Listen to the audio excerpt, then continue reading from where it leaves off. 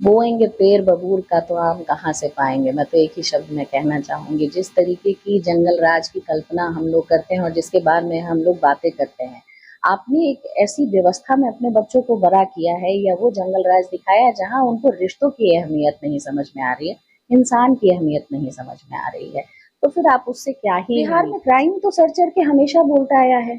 अभी क्या है देखिए, एक टाइम पे जब हम लोग गुंडा राज से परेशान थे, जहाँ दिन दहाड़े ये घटनाएं होती थी, अब हम लोग अफसरशाही राज से परेशान हैं जहां अफसरों का राज चल रहा है। आपने देखा भी होगा, बहुत सारी ऐसी घटनाएं सामने आई हैं, कुछ चीजों को लोग हाईलाइटेड करते रहते हैं, इस वजह से हम जान जाते हैं, आए दिन तो हो रही है। ये डॉक्टर के मर्डर का जो घटना हुआ था, जो हॉस्पिटल में क्लिनिक में ही उनको हाँ गोली मार दी गई। बिहार की राजनीति में और खासकर वो लालू प्रसाद के परिवार से तेज प्रताप यादव का फिर कहीं ना कहीं एक तरह से वो अंडर हो गया राजनीति में, उनको निष्कासित भी कर दिया गया है। क्या कहेंगे इस पर? ये क्या इस तरह का जो मामला है? देखिए, मैं तो एक यही बात बोलना चाहूंगी, ये एक परिवार का मुद्दा है, ये हमारे समाज के कल्याण का मुद्दा नहीं है। एक आम आदमी की जिंदगी में अगर इन्हीं बातों की चर्चा होती तो हम लोग उस पर कुछ टिप्पणी नहीं कर रहे होते। जब पहली बार इनकी बहू ने उस तरीके की प्रताड़ना की, ऐश्वर्या ने जब चीजें की थी कंप्लेन, तब मुझे नहीं लगता है कि किसी व्यक्ति ने ये टिप्पणी दी थी। समाज के पक्ष से किया हुआ हर वो कार्य सराहनीय होता है, और समाज के विरुद्ध किया गया जो भी कार्य है उसमें लालू जी उनके पिता हैं और उनको जो सही लग रहा है वो काम कर रहे हैं। तो हम लोग इस पे बहुत ज्यादा टिप्पणी नहीं देना चाहते हैं, बिकॉज वो उनका अपना पारिवारिक मुद्दा है, और पारिवारिक मुद्दों पे हमारा समाज का कोई लेना देना नहीं। कह रहे हैं कि हम कुछ लेना देना कुछ भी नहीं है। अब ये भी हो सकता है, देखिए बहुत सारी चीजें हैं, अब क्या है नहीं है ये तो वही जान रहे हैं या उनकी फैमिली जान रही है। जिस समय ऐश्वर्या जी के साथ हाथापाई की गई और मीडिया में वो लगातार कहती पाई गई कि मुझे सर खींच के मारा गया, तब भी लोगों ने कहा कि नहीं, हमने ऐसा कुछ नहीं किया है। ये किस हद तक सच है और किस हद तक झूठ है, इसका अनुमान लगाना बहुत मुश्किल है। कदम उठाए हैं, मतलब आपको लगता है कि सही है कदम, या मतलब राजनीति के लिए कोई बड़ा? बोएंगे पेड़ बबूल का तो आम कहाँ से पाएंगे। मैं तो एक ही शब्द में कहना चाहूंगी, जिस तरीके की जंगल राज की कल्पना हम लोग करते हैं और जिसके बाद में हम लोग बातें करते हैं, आपने एक ऐसी व्यवस्था में अपने बच्चों को बड़ा किया है या वो जंगल राज दिखाया है जहां उनको रिश्तों की अहमियत नहीं समझ में आ रही है, इंसान की अहमियत नहीं समझ में आ रही है, तो फिर आप उससे क्या ही उम्मीद कर सकते हैं। जो अपने समाज के लिए खुद में एक जिसको कहते हैं कि आइडियल नहीं हो सकते, तो फिर आप दूसरे के सामने क्या रखेंगे। आप परिवार के लिए भी आइडियोलॉजी सेट नहीं कर पा रहे हैं। आए दिन ये घटनाएं उन्हीं के परिवार में हो रही हैं, किसी से छिपी पड़ी नहीं है।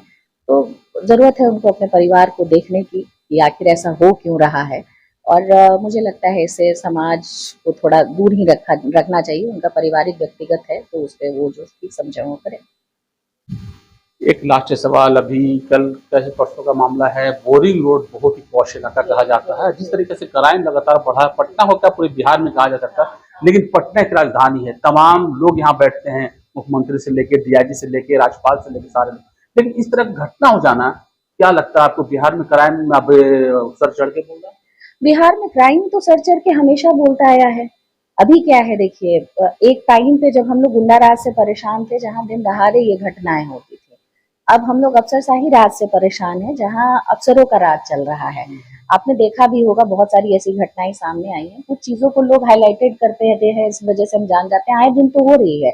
ये डॉक्टर के मर्डर का जो घटना हुआ था, जो हॉस्पिटल में क्लिनिक में ही उनको हाँ गोली मार दी गई। फिर कल परसों का जो घटना है, जो बोरिंग रोड में दिन दहाड़े फायरिंग हो गई। आए दिन मर्डर्स के केसेस बढ़ रहे हैं, और मुझे लगता है कि जब चुनावी दौर आता है तो थोड़ा ये ज्यादा तौर पे बढ़ाए जाते हैं, ताकि आम जनता डर जाए और कहीं ना कहीं इस चीज का फायदा जो है अब कि राजनीति की रोटियां सेकने में काम आ जाए। आप कभी भी इतिहास उठा के देख लीजिए, आपको ये बातें समझ में आएगी। सवाल जनता की सुरक्षा पे उठा दिया जाता है, सवाल आपके दिमाग में ये बैठा दिया जाता है कि सरकार के राज्य में हम सुरक्षित हैं, कहीं ना कहीं अगर हम किसी दूसरे विकल्प के तौर पे गए तो हमारी चीजें जो है वो असुरक्षित भाव में आएंगी। तो ये सब होना, कहते हैं कि जुमलेबाजी और एजेंडा सेट करने में हमारी जो वर्तमान सरकारें हैं वो बहुत आगे हैं। तो शासन सत्ता की कुर्सियों के लिए चीजें तो किसी भी पैमाने पे जा सकती हैं, तो मैं उस पर बिल्कुल नहीं बोल रही। मेरा नाम वंदना कुमारी है और मैं जनसुराज कुंडार विधानसभा क्षेत्र से आती हूँ और जनसुराज सारथी हूँ। जनसुराज के विजन को घर घर पहुंचाने का काम कर रही हूँ। हाँ, प्रत्याशी अगर जनता ये चाहती है, देखिए मैंने पहले भी आपको बताया कि जनसुराज जनता की पार्टी है, और प्रशांत जी ने डे फर्स्ट से ये बहुत क्लियर रखा है कि जन सुराज का उम्मीदवार वही होगा जिसको जनता पसंद करके लाएगी और जनता चाहेगी कि ये व्यक्ति हमारा नेतृत्व करना चाहिए, इस व्यक्ति में वो क्षमता है कि हमारे समाज में किसी न किसी तरह का परिवर्तन जो है इस व्यक्ति द्वारा लाया जा सकता है, इसकी बुद्धि क्षमता इतनी है, उस व्यक्ति का चुनाव जन सुराज करेगी। तो अब तो देखने ये होगा कि जनता कितना पसंद करती है।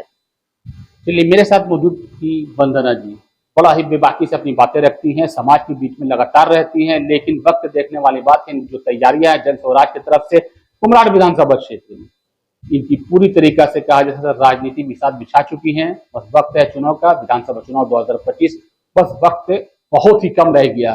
तमाम लोग की धड़कनें तेज हो चुकी है, प्रत्याशी हो या राजनीतिक हो, कि किसको कहां से टिकट मिलता है, लेकिन ये अपना काम बाखूबी